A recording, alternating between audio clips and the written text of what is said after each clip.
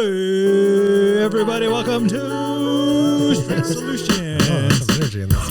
There's going to be a lot of energy if this guy stops recording me. All right. Now, you can find us on Apple and Spotify. You can rate and review us.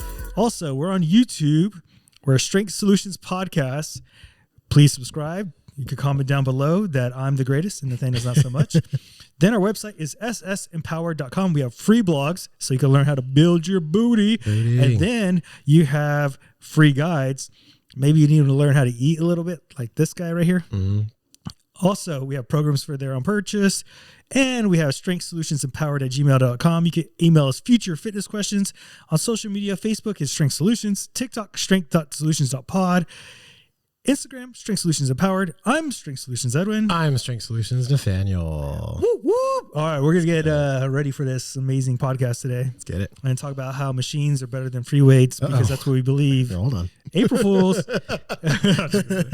All right, so we do love our free weights, right? We do. Because free weights are really good at literally mimic more real world. You're picking up items. You have to stabilize. Yeah. But there are machines for each body part that we really enjoy. Mm-hmm. And I wrote down a list of things I enjoy. Nathaniel may not agree. I never argue with you, bro. Yeah, he's always wrong. By the way. So we're going to go through different machines that we really like. And the reason I like machines, you can add more volume. Mm-hmm. You can have a different strength curve. Yeah.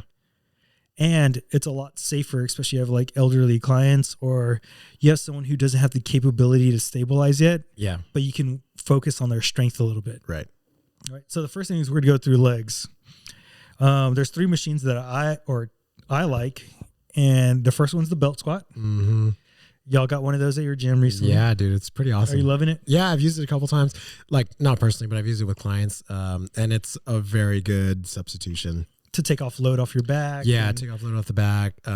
For people who can't really externally rotate that far behind, but can still load a squat. You know, it gets kind of hard once you have like a giant goblet. You know, like some of my girls have like small hands, you know, and so like holding a 50 pound dumbbell. You gotta call out the women, bro. You're so fucking sexist, dude. We talked about this.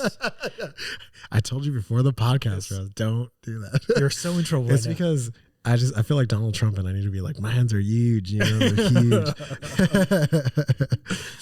All right. The second one is the hack squat. Yeah, that's another good one. So I like the hack squat because it does kind of stabilize you in your back and you can go down and get a little bit more knee flexion where it's kind of hard on a barbell.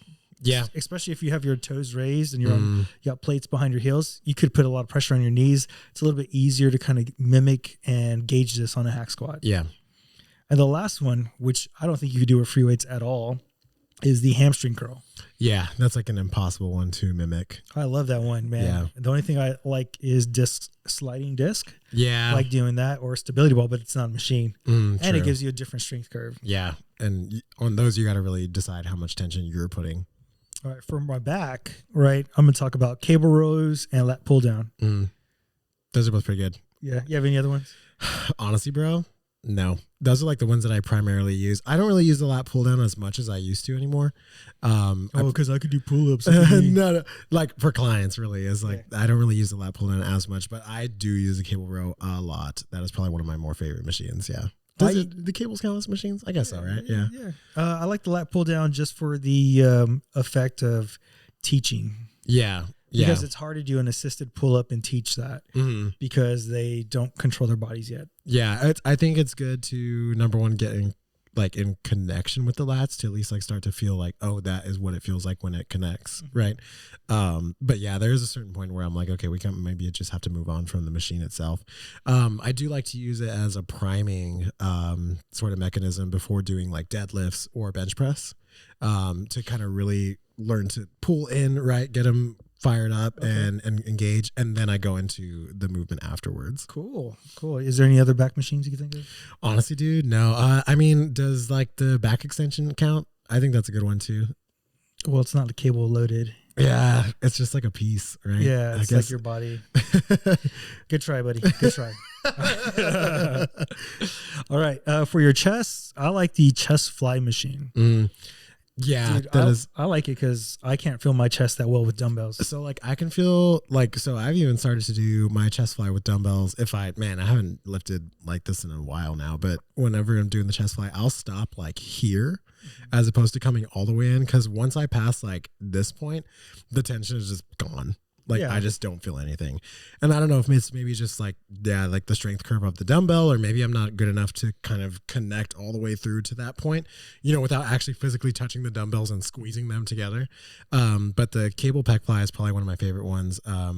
Like the cables, like I like doing the actual cable. No, I like the pec deck. The pec deck. Yeah. Because for me, it's just the tension all the way through. You get a huge stretch at the end of it and then pulling through. So yeah, I do like that one a lot. Yeah, and you could adjust on a cable up or down, right? How you do your angle. Now shoulders, you'll never hear me use this, but I actually started liking using it for the Smith machine. And the reason being to teach mechanics without stability of the overhead press. Yeah. Now it doesn't have the exact same mechanics. For sure. Because it's controlled and stabled. But there's people who have shoulder issues and they need a little bit in front. But that way, if you have a dumbbell in front of you like this, you're going to have to really stabilize the shoulders. Yeah. And it may hurt your shoulders a little bit. Where if I push the Smith machine up like this, the stabilization's done by the actual machine itself. So I can learn how to push overhead and then eventually get myself a little bit more underneath. Yeah. So that's something I like. And if someone has a Viking press machine, which is very rare. Hard to find, yeah. I think another one that I like to do is the landmine single arm shoulder press. Okay. I guess does that count as a machine, right? I mean, it's kind of like, that for this one. Yeah. Because it really helps for people who can't have or don't have the mobility to go straight up overhead, right? Where the landmine is kind of more angular. So you still get a lot of that front. There's a lot of stability because the landmine has 360 range, right? And so pushing through that way is a good one that I like to use. All right, for the triceps, I like the dips. Yeah, I think that's probably the best one. There's machine, really no other one. Even the one that goes behind your back like this. I can't. There's some that are in front of you and you're like this, right? You're pressing forward. I can't remember what it's called, but it's one of those things. Like yeah, I don't like that. Yeah, and I like tricep push downs and stuff like that off the cable machine. But if I'm talking about a particular machine, I would like dips. It's got to be dips. Yeah, I agree. Bicep curls. Anything cable, man. I love bicep curls. I think that's a really good, I think if you are going to do biceps, cables might be the better option because again, it keeps tension throughout the whole movement. I feel like it's a lot easier to kind of get through that sticking point so that you can kind of load more and move all the way through because it keeps the tension consistent right throughout the whole movement because that's what the cable does. Whereas sometimes I see with dumbbells and stuff like that, or not dumbbells, barbells specifically, you get to that point, you're like, and it's pulling up through and stuff with the cables where you can kind of just like force through that tension. Yeah. And then for the core, I don't like any machine for the core. So like a lot of people look at the like slider one, or the rotate one. You saw that, or the one that like the crunch, or when people get the rope and they start crunching down. Dude, I don't know if I'm just an idiot and I can't do the exercise right, but I don't feel shit when I do that one, man. So there is a way to do the exercise right. Yeah. You just gotta put the load down low. The problem is most people don't even know how to use their core to begin with. Right. So like when they're doing leg raises, they tend to use their hip flexors and not their core, right? So we have to like round the spine a little bit, the lumbar, but most people can't even do that correctly. Yeah. And that's why I don't like outside forces for the core. Yeah. And if I did any core exercise that has outside forces, I want to do more stable, like the deadlift, the farmer's carry or something like that versus a movement, which then also your spine is supposed to move a certain way. It twists and pulls in. And if you're in a machine, it's made for just a particular height, a particular width, and you probably don't fit that. Yeah. And so it's hard to make adjustments on that. Yeah. Like thinking about the crunch machine, right? The one that you usually see at like Planet Fitness and stuff like that.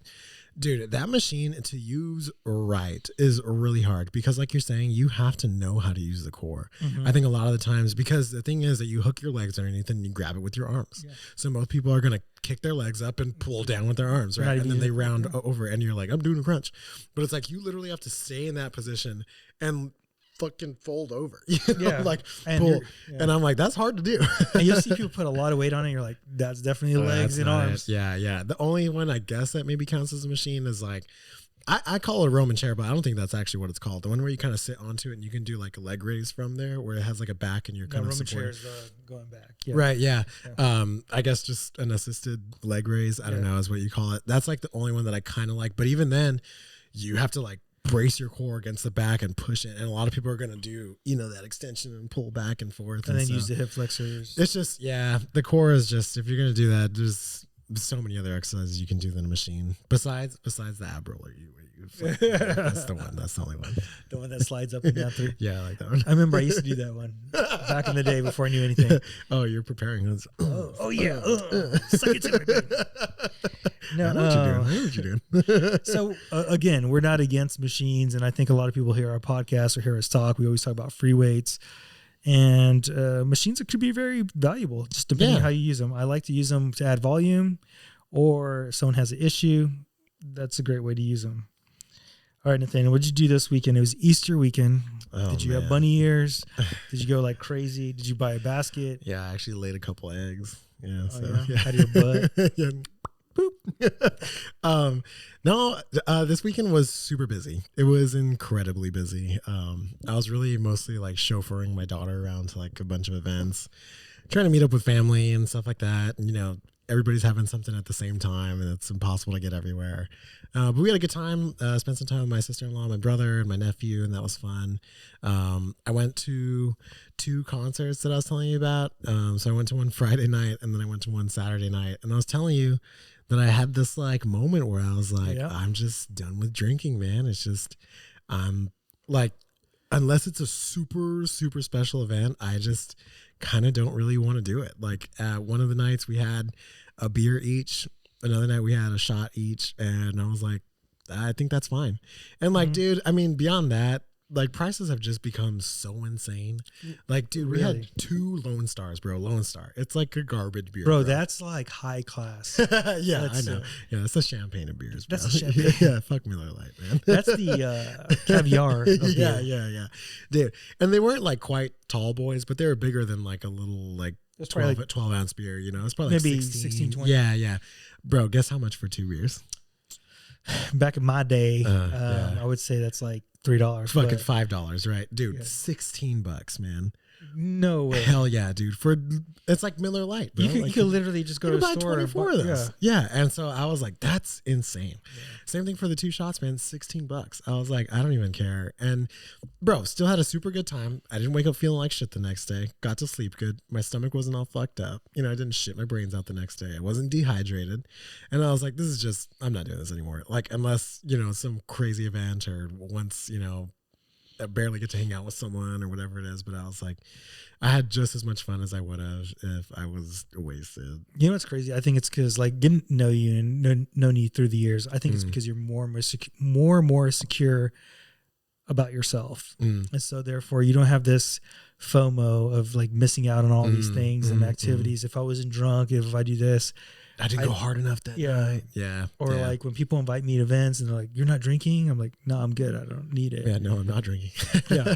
And I think you just gotten more secure. And I think you get to a point in life where you know when to say no or yes because you know how you feel and you're more in control of your body and your thoughts. Yeah.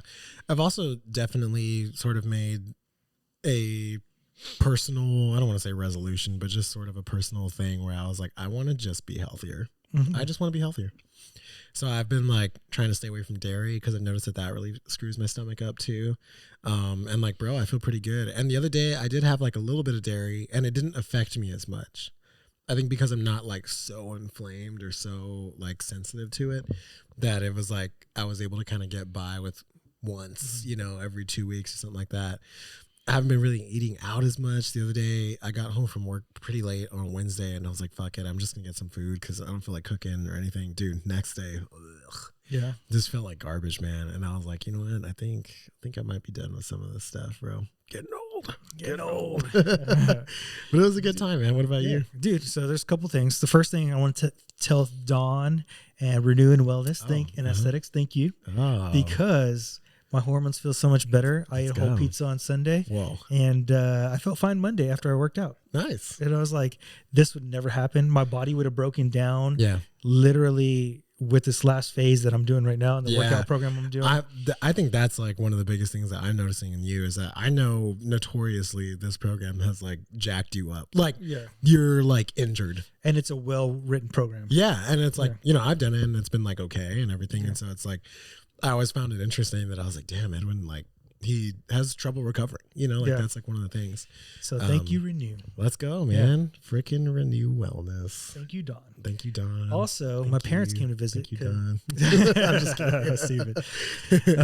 My parents came to visit, and my father's birthday was Saturday. Happy birthday, Edwin. That's my dad's name. Also, we put on a cake. We made a joke, and we put a 1, a 0, and a 0. We said happy 100. So he thought it was funny because me and the kids call him like old man. He can't do anything. He jokes around with the kids. You know, it's really good to see like my parents' relationship with my kids. And I was like, y'all didn't treat me like that when I was little. Like, you're all happy and smiling. Christian could have slapped you and you'd be okay. So he's just being been like, he's being a boy. He's just being a boy. Yeah, he's all right. You know? So yeah, we started talking and all that stuff. We had a bunch of fun, and I was talking to my mom when I woke up Sunday morning before I went to the gym to film some videos with you, and we talked a little bit, and I literally talked to her a little bit about like the comparison thing with my brothers, like about how you feel about it. Yeah, so I've always been compared to my brothers from a bunch of people, and I think that's what kind of like harmed me early in life. Yeah, and I think this is what happens a lot of times to maybe like the youngest sibling or a middle child. You get compared constantly, for sure. Right? Yeah, and people don't realize they're comparing you, whether it's directly or indirectly. And it's the way we receive words, right? So like my mom was like, I've never compared you, and I was like, maybe not directly, but you've compared me like indirectly. Yeah. By certain things you say in front of me and things like that. And I don't think people realize how careful we need to be with our words right? And this held me back for so long. I remember when me and Amanda were just friends with benefits that... is that the same things now? Stupid. Well, the benefits are a little bit different. It's more financial for her and the kids. But I remember talking to her one time when I was... You know, we finished doing the deed, and then I was like, "What's that? I don't know what that means."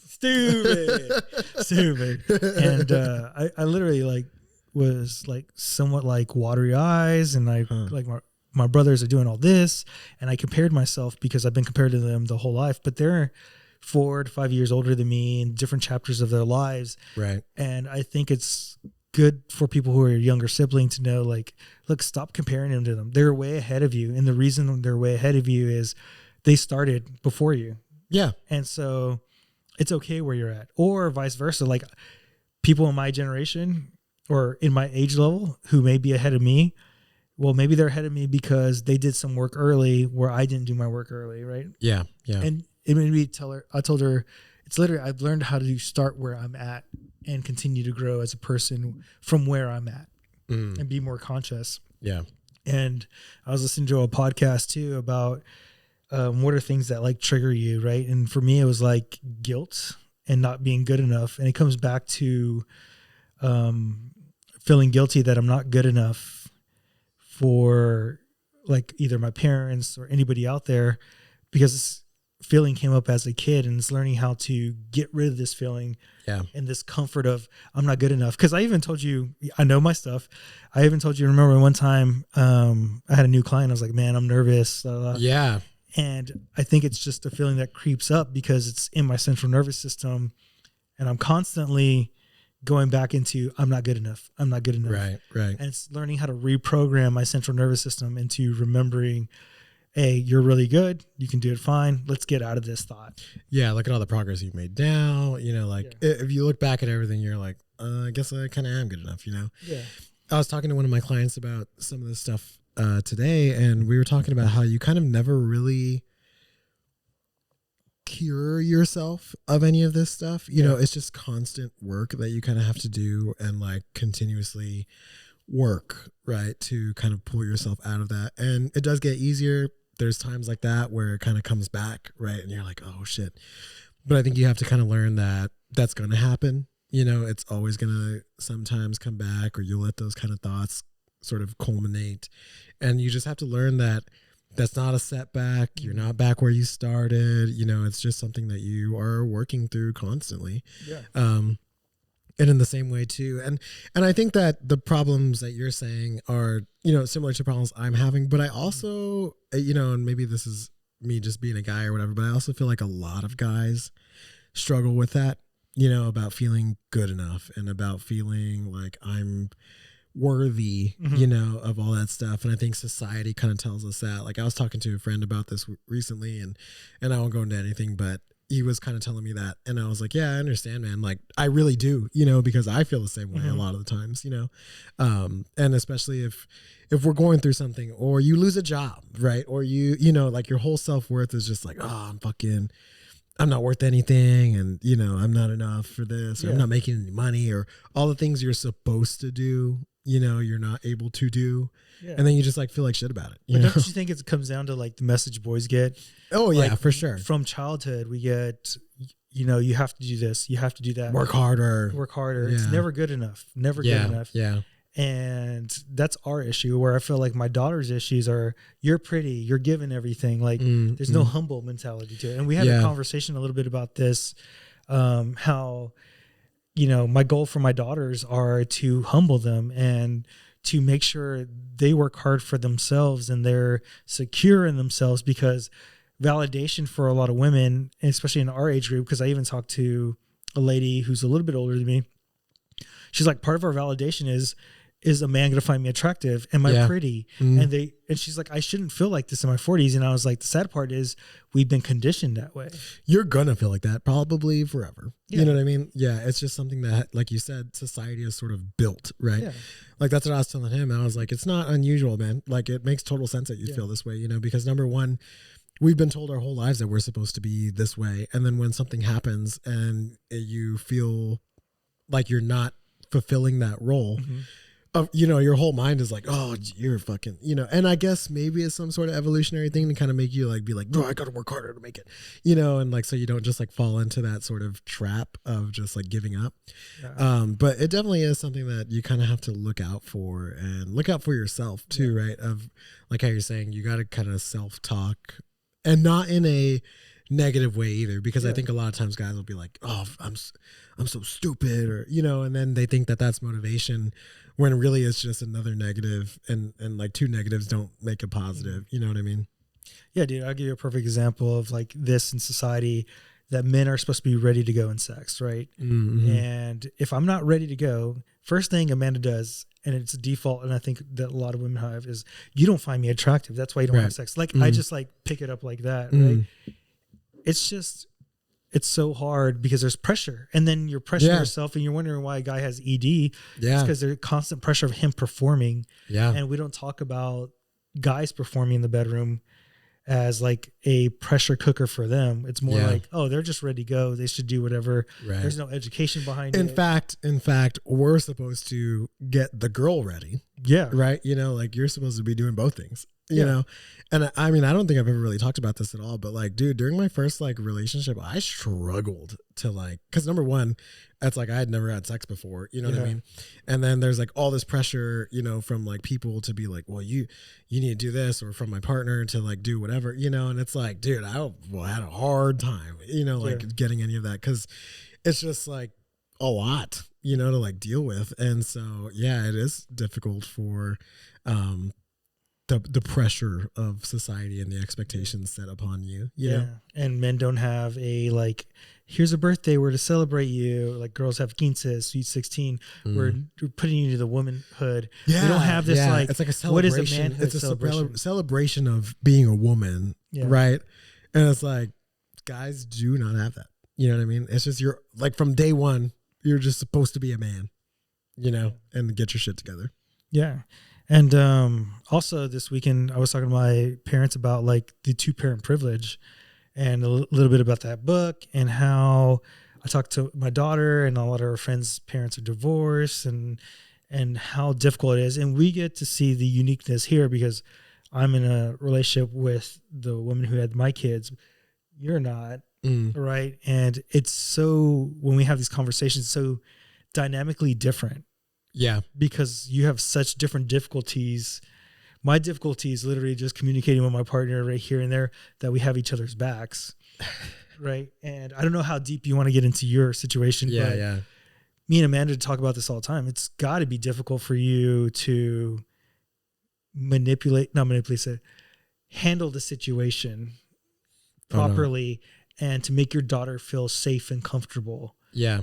And get her to be guided properly, where me and her can just go, this is the plan. This is how we're going to guide the kids. I'm going to have to play more of the strong role. You're going to have to play more of the cuddling role. Yeah. And it's like, okay, and let's go. And let's go. Yeah. Yeah. Yeah. I will say I do have to be careful about talking some stuff for reasons. And it's like, it is extremely difficult, super hard, man, because not only does, not only is there a split dynamic, right?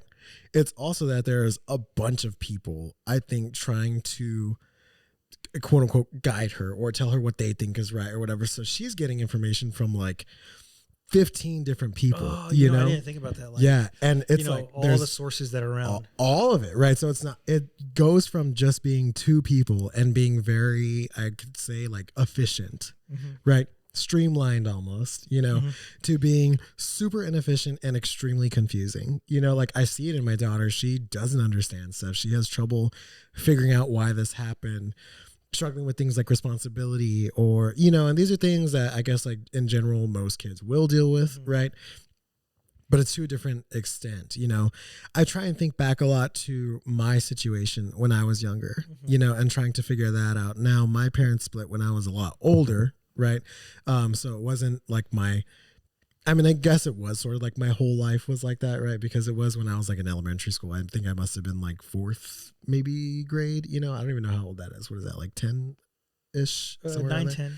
Yeah. So I was a little bit older than my daughter, right? So I had already had like I guess I can't even say that because I really didn't have a structure because the whole time my parents were going through a divorce. They were just like yelling at each other and not being friends, And so it's very hard, man, because I'm trying to do something right.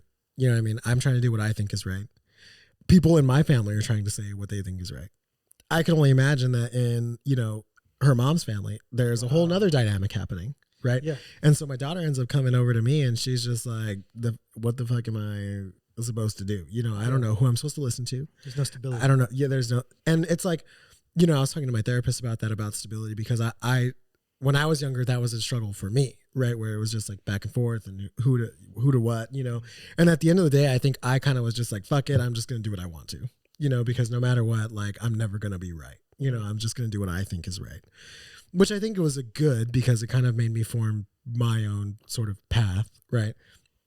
My daughter's young, so she can't really do that, and so it's hard because there's a lot of things that I want to tell her, like, this is what I think she should do. This is like my advice to you. And really at the end of the day, like I said, like talking to my therapist, stuff like that, the only thing that I can do is give her the tools, right? I can say, if you're going through this situation, I think these are good things that you could do. This is the way that you should think about it. This is the way that you can do. And at the end of the day, I can't control what happens. Right. I can't control her mom's family. I can't control my family. The only thing I really can control is what I say, and I have to just sort of sit there and accept it and be like, I did what I can, I'm going to continue to do what I can, but whatever ends up happening is sort of out of my control because my daughter is also an autonomous person, and at some point she's going to have her own opinion. She's going to have her own thoughts about whatever it is. And I can't control that. And that was hard as fuck for me because me, bro. Like, I'm super anxious, like a lot of stuff. And one of the things that I try and do is control. And so, I'd freak out and be like, well, I don't know what she's being told. I don't know who's saying this or why is this happening? And, it's one of those things that you just have to be like, I don't know what's being told. I don't know what's being said. I don't know what she's going to end up doing. And that is the reality of the situation, and a lot of the times I have to tell my daughter the same thing where I'm just like, this is your life. This is the life that you have. It's unfortunate. Does it suck? Hell yeah. I totally get it. I was in the same spot.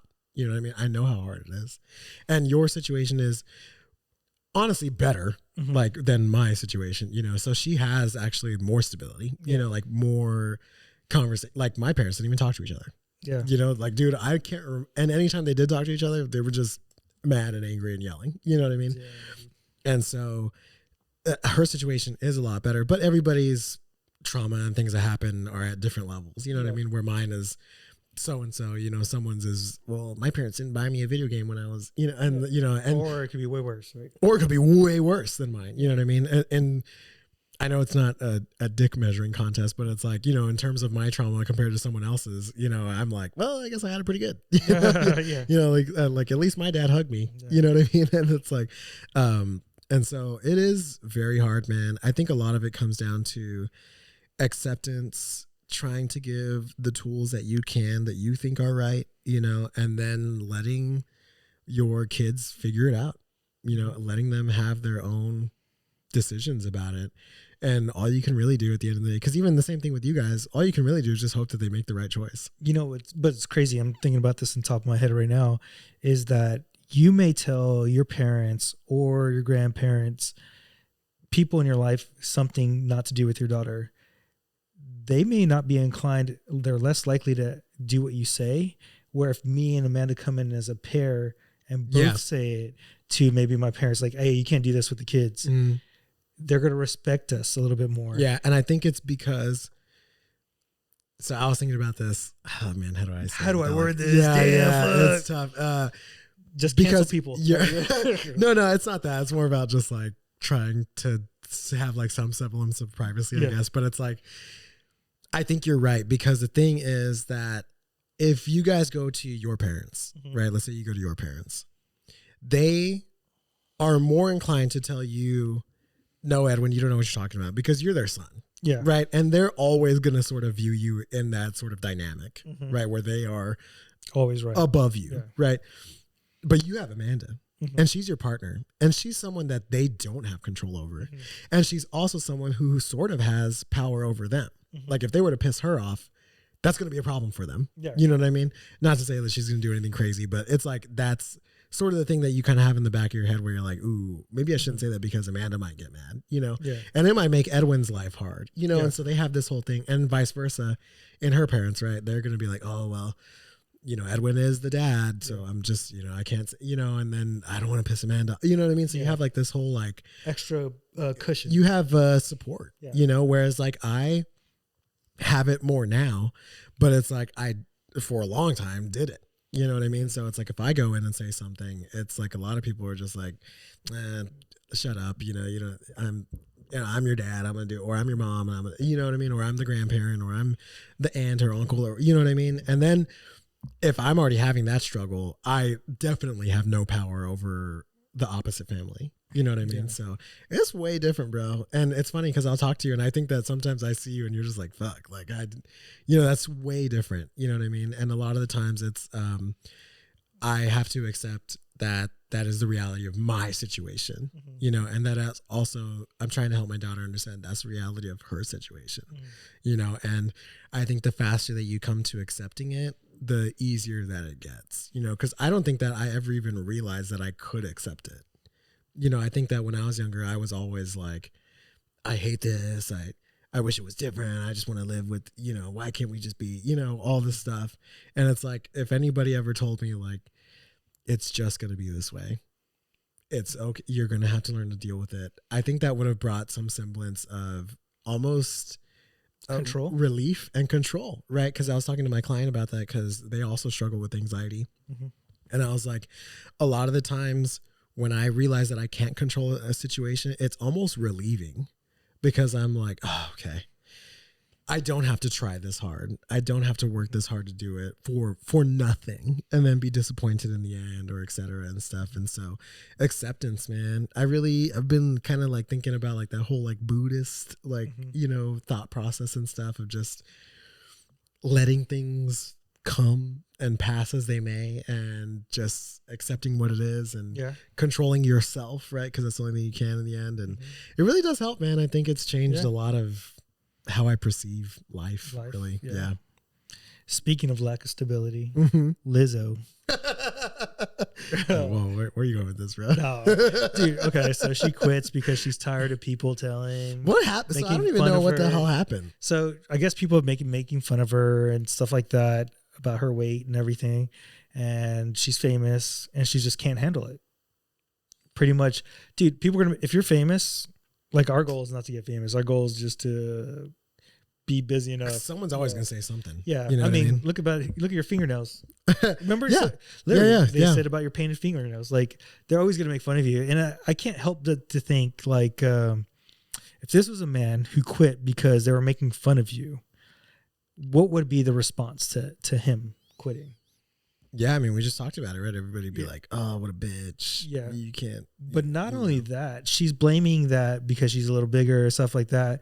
That people are making fun of her, but a lot of people are really getting after her about the treatment of the dancers.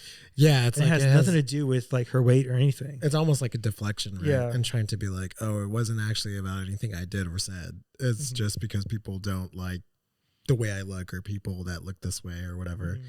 But yeah, she said she was quitting music. She's done.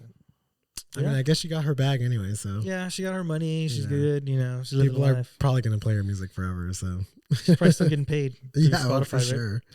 And then the Women of the View. Did you see that? No. So there's a popular question going around social media, and it was, "Do we even need men?" And literally, all the women on the View were bashing men that we don't need them. Blah, blah, blah.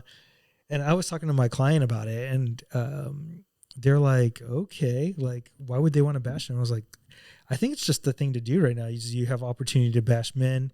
And I was like, to be honest, the roads would be closed. No construction would be going on because men hold about 95 to 99% of those jobs. No one would know how to drive. Oh, canceled.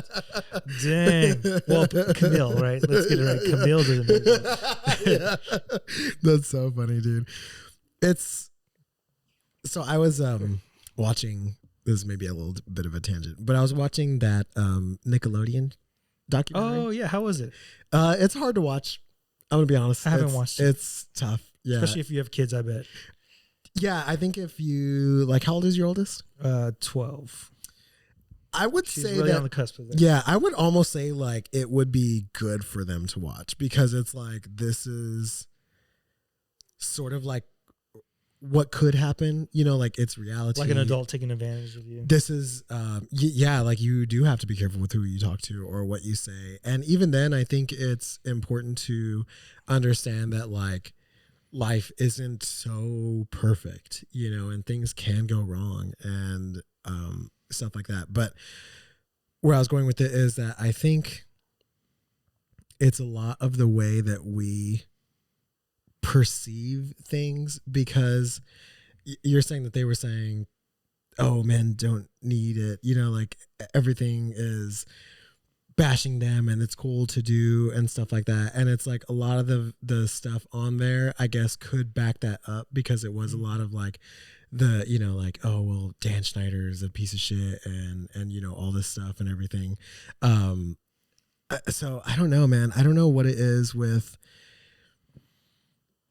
the thing that I noticed too in it is that a lot of his tactics, and that this isn't just about men, but I think that this is more about like talking about divisiveness, because his tactics a lot of the time were to divide people, and that's how he gained power over situations. So you're telling me like Republican Democrats, stuff like that, right? And so it was like he was like, I'm going to pit this person against that person, or I'm going to do this against that, or I'm going to pit the women against the men, or I'm going to pit the men against the women, right?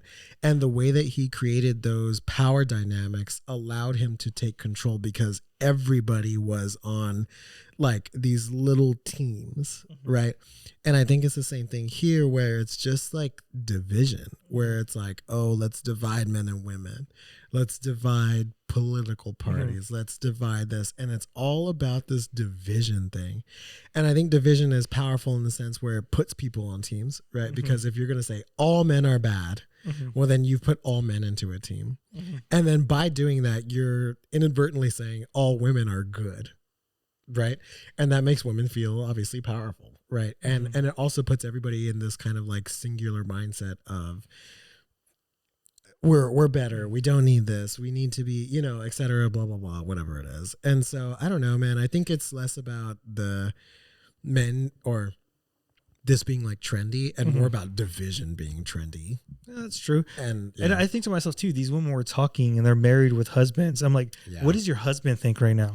I know, like, dude, what does the camera guy right behind you think? Yeah, man, it's like, I remember when I was younger, when this stuff was like kind of new, where like the whole like fuck men movement kind of started happening. Like it was like a little bit after I got out of high school is when I noticed that it was like a lot of my friends kind of went super hyper feminist type level. You know what I mean? And dude, I'll be honest, I couldn't look at it. I like had to like mute them. Yeah. And like get off Twitter sometimes and stuff because it just made me feel like shit, dude. I would read it and I'm like, these are like my friends, man. And all they talk about is men this and men that and you suck and we don't need you and all men are pieces of shit and stuff like that. And it's like, how many times can I sit there and be like, well, they're not talking about me, you know, like it's not me. I'm different. You know what I mean? And it was like, dude, after a while, I was like, this hurts, man. Like it's a direct attack on it made me feel like shit, dude. And I was just like, I don't want to talk to them if they're like that. It makes me feel bad. And then it makes me feel like whenever I go and talk to them and they're all, hey, you know, I'm just like, do you even actually like me? Like, I don't even want to be here because I just feel like it's super ungenuine. Yeah. You know? And so like I told you before the podcast, I was talking to my client and how, you know, for her as a female, the gym could be intimidating, right? And she's like, well, I don't, you know, if guys are looking or whatever. I was like, you don't think it's different intimidation for men today, that there's a lot of good guys who come to the gym because most people are good people. Yeah. And I'm a trainer. I could want to go up to a girl and be like, hey, let me help you out real quick. But how she could perceive it. So I'm already scared to even do anything. Yeah. So you're creating division and now you're less likely to get help because of the division. Yeah. Like, dude, I'll give you a perfect example. I was at the gym the other day and I was squatting and doing my shit at the racks. There was this girl about 2 racks down. And also, I'll be honest, she was hitting some weight. I felt a little dumb. I was like, I'm not that strong. And, so I'm walking around and like resting in between sets and stuff like that. And she walks up to me and she was like, hey, can you watch my stuff? I got to go to the restroom. And I just want, no one to like fuck with my shit and I was like, yeah, it's okay. And I was just like, like, I don't really want to do this right now. Like, I'm kind of worried. Like, I don't want like people to be like thinking I'm like waiting for her to get back or like watching or like trying to go through her stuff or whatever. So pervert, like, dude. Yeah, man. Yeah. And so I was like just waiting by my rack and I was just kind of like, like looking around, kind of like taking a peek over and seeing if her stuff was still there. And, after a while I wasn't even squatting because I was like, man, I don't want to like, I was also like, just in terms of being nice, I was like, I don't want to like do my set and then her come back and be like, he wasn't even watching my shit. Yeah. You know what I mean? And so I was just like waiting. You're like stuck in between. I was like frozen. Yeah. And I was like, I don't know what to do. You're in purgatory. Yeah. And so after a while I was like, fuck it. I'm just going to do my set. Cause she was also taking a long time. So I was just like, I'm going to do my thing.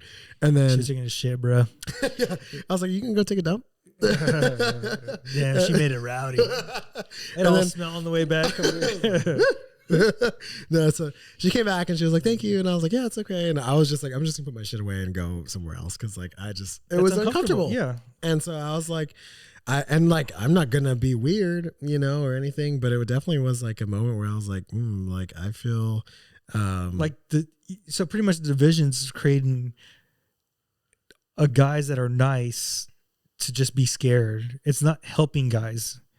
Yeah. Right? Like if you do feel uncomfortable in the gym, right, about whatever, what could I do to make that less of a problem? You know what I mean? Mm-hmm. What can men do? And I guess you could say like, well, stop recording us or stop peeking. I'm not recording. Yeah. But like, I would say probably 90% of guys are not doing that. You know what I mean? You know what might be a good rule? Just stop recording, period. Whether you're a guy or a girl at the gym. Yeah. Unless you're at home working out and somewhere else, maybe just stop recording at a gym. If there's people behind you, you can't record. This should be like there should just be no cameras in the gym. You know what I mean? Because it is kind of vulnerable. You know what I mean? Yeah. I also don't want to be recorded. If someone was recording me, I'd be like, what the fuck are you doing? Yeah. Don't do that. And it's like, they're like, sir, you have a little penis. We got to record this. It's micro. I have to post you. Poor Camille.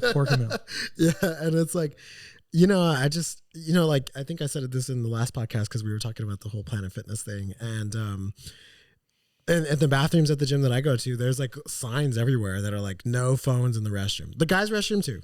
Yeah. No phones. Don't take them out. Don't record yourself. Nothing. You know what I mean? Because again, like it's a fucking law. You know what I mean? And I would totally be okay if gyms were like, fuck your gym content, film it at your house, you know, because we're just not having this shit happen anymore. Yeah. All right, let's go into our studies. The first study is sleep loss limits fat loss. So did you read that study? Sleep loss limits fat loss. I sent it to you. Go. Tell me. You didn't. Huh? I didn't. Oh, you fucking asshole. All right, so in this study, everything was controlled for, but they showed that people who got normal sleep or good sleep did not lose as much muscle tissue as the group that didn't sleep well. So they controlled the sleep. Did they say how much was considered good sleep? Well, it was like 7 to 8 hours, right? Okay. Like quality sleep time.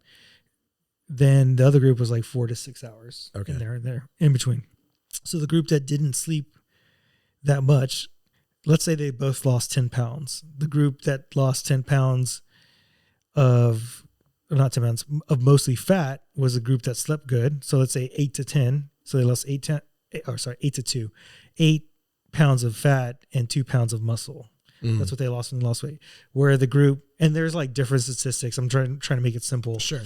Where the group that actually did not sleep well lost 8 pounds of muscle and 2 pounds of fat.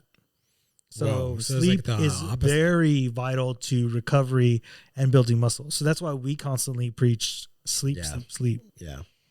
So in that study, it was a long study to read, but they controlled for a lot of factors like the workout routine, the sleep, calorie deficit. Yeah. A lot of it was controlled. And it just shows the importance of sleep when it comes to muscle gain or fat loss. Yeah. It's very underrated. And then not only that, we talk about how lack of sleep continues to give you issues if your hunger hormones are changed. You can't work out as efficient the next day. It's a multiplying effect. It's a domino effect. Yeah. Like your mom. Domino effect. No, I hope she doesn't hear that. Yeah. All right. The second study. So UMass kinesiology department did a research, and with 2/3 of children in the U.S. falling to meet national physical activity guidelines, they have been looking to impact these families with a dog for these kids' exercise habits. So they were trying to see if a canine having a man's best friend for these kids can help with movement activity of moderate to vigorous activity every day. I'm going to just say, you can't put these dogs in a Mexican household or it's going to get fat too, bro. So like that's part of the issue I had with this study is it a bigger breed, smaller breed? And they saw that dogs actually help because then you had to go take them outside, you go walk. But I think we're just not dealing with the actual real issue. Like the dog is not the fucking answer. You know what I mean? Yeah, I will say not in kids, but like, so my grandmother, right? She's older. If she did not have a dog, I couldn't imagine her doing much. She takes the dog out to walk like 3 times a day. She walks a lot. She comes back and I'm like, where the hell have you been? Like, it's been like 30 minutes. and so she's out there moving. So I can see how it helps. You know what I mean? Yeah. I think that it is kind of silly to be like, the dog is going to help, you know, because a lot of kids might not even care, you know what I mean? Or they might play with the dog for 15 minutes and be like, I don't want to do it, which I guess is more than maybe them just sitting around, right? But the problem is not, I do think the problem is activity in youth, but I think it's less about that and more about the nutrition that they have, you know, and the environment that they're living in. Because like I said, you throw a dog into like a Hispanic household, I promise you that it's also going to get fed table food. They're not, you know what I mean? And so they're going to become lazy, right?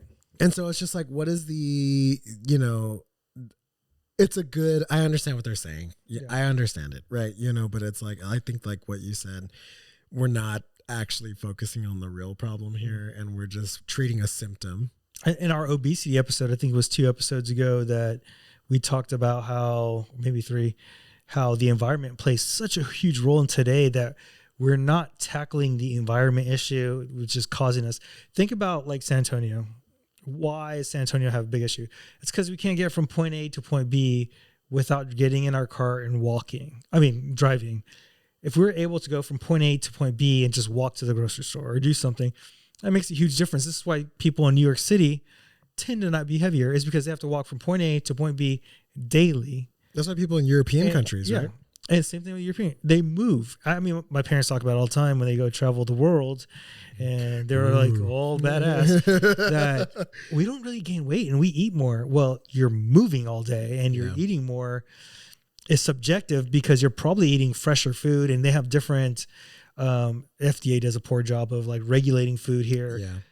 And they have better standards, and that's what it comes down to. And when you go to a restaurant, it's not like ridiculously expensive because now you're eating this meal that's a really good quality of meat. You got a carb, and then you got vegetables on your plate, and you're like, I'm eating so much more. And I'm thinking to myself, like, it's because you're not eating processed junk. Yeah. And you're moving more. Like, it's that simple. Yeah. You probably feel more full from it because it's more nutritious, and you're like, oh my God, that was enough, Mm-hmm. And I think that's the advice we give to most people. Eat whole foods and try to just move a little bit more. Yeah.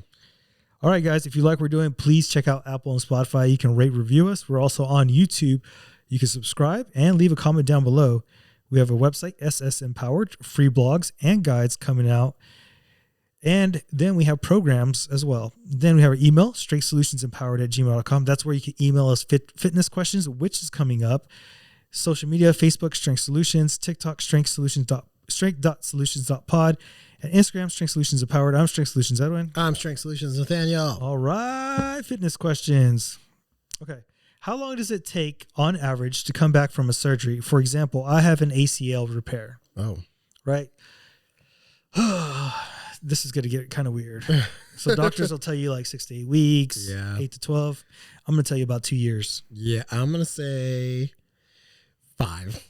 Oh, I like that one too. 2 to 5 years. Yeah. So and the only reason I say that is because I've had experience with it, right? Now, here's the thing. 6 to 8 weeks probably will get you to a point where you can like walk again, right? Where you can at least like sort of return to some activities of daily living, right? I have a client who had a knee replacement, a little more extensive, right, than an ACL repair. Still, to this day, has some issues. He got this thing like 3 years ago. I told him, I was like, you probably got another 2 years before it like feels 75%. I just don't think people think about the repatterning your body got to go through and this process. Like healing something is different than actually programming your brain, putting it back in. And this is a good pattern for you to be in because your patterns get broken because of the injury. So let's say what knee was, the right or left? It was the left. Let's say the left knee. Now your right knee has to compensate and right leg is compensating for the left knee. So now you might be causing issues to your right knee and then you're not putting pressure on your left. And then you might have an issue later on with your right if you don't fix your pattern. So let me try and give like an analogy that maybe some people understand. Because you have a banana and then you put it in your mouth. So we've heard it before, Nathaniel. Let's say you have a computer, right? And the computer is not working properly. And you find out that it's one of the files in the computer, right? That's corrupted. Now it happens to be an important one, right? The only way to fix it is to delete it and start over, right? So you go and you delete the file. And then now you have to go and find every single little thing that was in that file and put it in the exact same spot that it needed to be, in the exact same folder, in the exact same stuff, get everything set up, update it, and you have this whole long process of trying to get this one little thing to work again so that everything works together, right? It is the same thing here. So if I have something, like, dude, I when I broke my like foot, I was maybe, had like pain and couldn't use it for like maybe a month, maybe 2. Dude, the amount of shit that I had to go through after that to make it feel normal again was so long. Now, mine was pretty minor, right? It was like a little bit of a fracture on there. And I had at least a year of trying to get back to normal. It felt weak. It felt super unstable. I was scared. I had, there's like so many different things that I had to go through in order to make it feel right again. Do I still feel problems with it? Yes. Every morning I'm walking around like, because it's like super tight and it just like doesn't move. Because it's still programmed thinking it's hurt. Yeah, right? Like yeah. The brain doesn't forget. Yeah, it's like, oh, remember that one time you woke up and it was broken and you stepped on the floor and it hurt? Okay, well, I'm never going to forget that. It's a form of like trauma, right? Yeah. So that your brain is like, don't ever break your foot again. And then, you know, like maybe 20 minutes into the day, I'm like, all right, cool, it's normal again. I can do all my shit just fine, you know? But yeah, man, I would say something like that is really, it's a long process. Like set the expectation for 3 to 5 years. Damn, that's pretty good. Mm-hmm. All right. Question number 2. If you had to pick one modality to work out in for the rest of your life, which one would you choose? Ooh. What would you do, bro? I already know my answer. It's like, I wouldn't say, like, we're talking about like bodybuilding, powerlifting. It could be whatever modality whatever or considered modality, right? Yeah, I probably would not say powerlifting because while I do like it the most, it gets to be too much. You start, like, I'm sort of in that kind of realm where I'm like, if I pushed too hard, like I'm definitely listening to my body. Like today I was thinking about going to work out and I was like, I think I might take another day before I start this week of working out. Because I think I just need that time to recover. Gotta man up, bro. Yeah. You're being a bitch. Who's going to carry the boats? Yeah. You know? Come on, this is a sign we tell men. You gotta man up, man up. You ain't no alpha. Yeah. You're not even a beta. You're way down there as a zeta. It's like a delta. Yeah. Oh man, this is hard, dude. I could tell you mine. What is it? I'll make it much easier for you. I would train like an athlete, right? And training like an athlete, I would pick like a football player that's a middle linebacker. Why? Because as a middle linebacker, you have to be strong, you have to be agile, you have to have power and jump. So you get a mixture of a bunch of things. Now, if I wanted DB, I just needed to be quick and agile. Where if I'm a lineman, I just need to be strong. Right. Yeah. Where a linebacker, you have to be able to do a little bit of everything. You got to twist. You got to be able to turn over the hips. You got to be able to jump. You got to be able to power. That's the reason I chose linebacker out of all sports. It's not a straight line speed. It's left to right, side to side, or front and back. There's a lot You're going angled. on. Yeah. There's a lot going things. You got to keep yourself going. That's why I chose that type of position. I think if I had to choose one, I would choose a program like Magnify. Yeah, one that's like, what it would look like. Yeah, like one like Magnify, because it was like there was spots where it was extreme lifting, right? Like heavy stuff. Like an athlete, right? Yep. There was other parts where it was about power and agility. Man, like an athlete. And yeah. I nailed it. And so I think that would be something that I would train like, and I guess that is kind of the only bracket to put it in, right? Like athletic type training. Now that doesn't mean that it's like a super high performance and I'm doing it. It's more about the movement patterns that you're doing, right? You go through like controlled, you go through power, you go through rotation, you go through muscular endurance at a certain phase. Yeah. And so it's just sort of like this well-rounded sort of like human type of training, you know? All right. So question number 3, what are the best exercises to get big arms?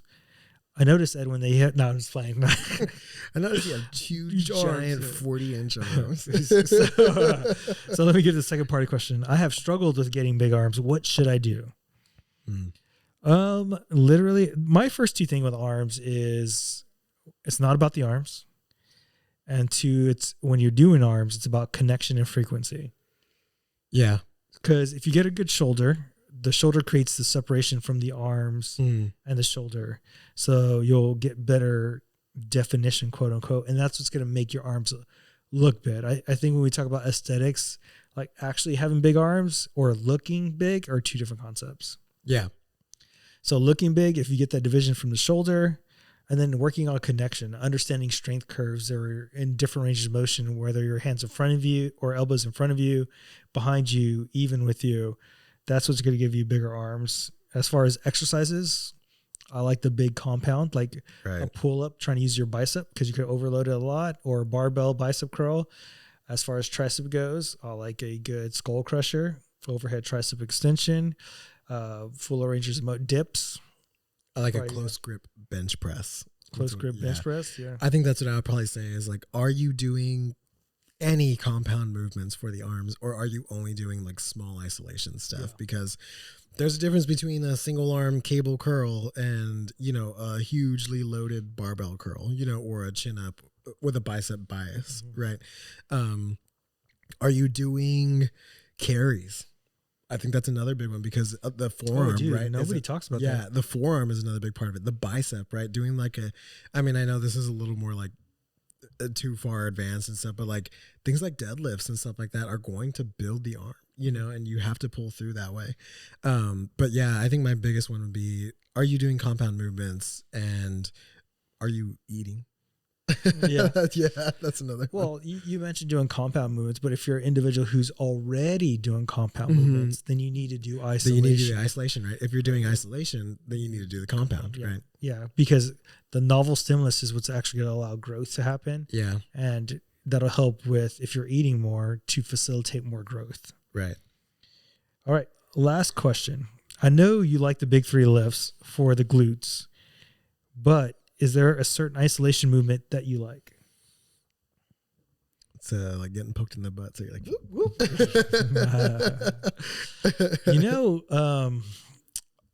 I do like having a cable and doing a cable kickback. Okay. That's like something that's isolation that I like. It's not that I don't like isolation exercises. I think people just rely too much on isolation exercises. I think, again, it sort of like goes back to the arm thing, right? Yeah, it's like, it's one of those, if you're doing a lot of isolation stuff, then maybe you do need to do the big 3. If you're doing the big 3, do some isolation, That's a tough one, man, because it is kind of hard to isolate the glutes without choosing one of those. Like my first thing would be like, oh, we'll do a bridge, but that's just a hip thrust, so that is really hard. I think it's less about isolation movements, and again, it's one of those like connection things.